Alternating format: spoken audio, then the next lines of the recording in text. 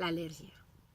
El doctor li va preguntar quan s'havien iniciat els símptomes i ella va començar a recordar.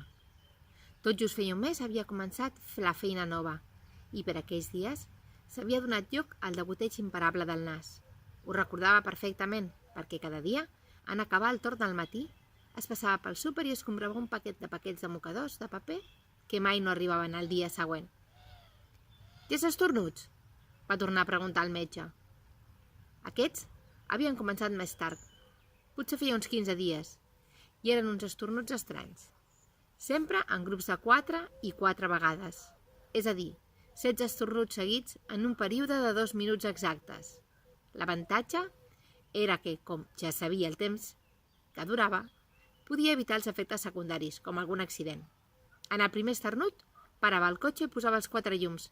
Preferia els insults a haver de xocar amb qualsevol altre vehicle per no poder-ho veure. Havia detectat que esternudar no li permetia tenir els ulls oberts. I el mal de cap? Va intentar esbrinar aquell doctor que la mirava amb una precisa cara de doctor. El mal de cap havia començat feia tot just una setmana. Va ser el moment en què va decidir visitar el metge.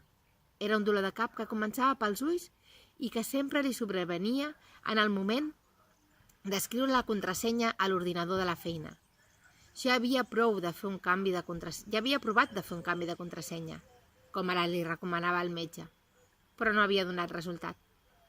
El doctor va decidir fer-li un test complet d'al·lèrgies per tal d'esbrinar el problema i van quedar que es veurien en 15 dies. Mentre esperava els resultats, va aparèixer un símptoma nou. La pell va començar a tenyir-se d'un color vermell més típic d'una gamba alemana que de la morenassa mediterrània que era ella. Això li passava cap a les 3 i li durava tota la tarda.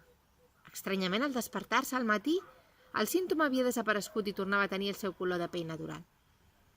Abans dels 15 dies, el metge la va trucar. Ja tenia resultats. «És una malaltia molt comuna», li va dir. «La pateixen 3 de cada 5 persones, però tu ets una afortunada. Tu tens els símptomes clars. Ets una de les 333 persones al món detectades fins al moment que compleixen el patró que permet proporcionar la cura. Amb aquest full que et dono, et remetran els símptomes i segurament en un mes podràs tornar a la vida normal. Et dono la baixa permanent. Mai més no hauràs de tornar a treballar. Tens al·lèrgia a la feina».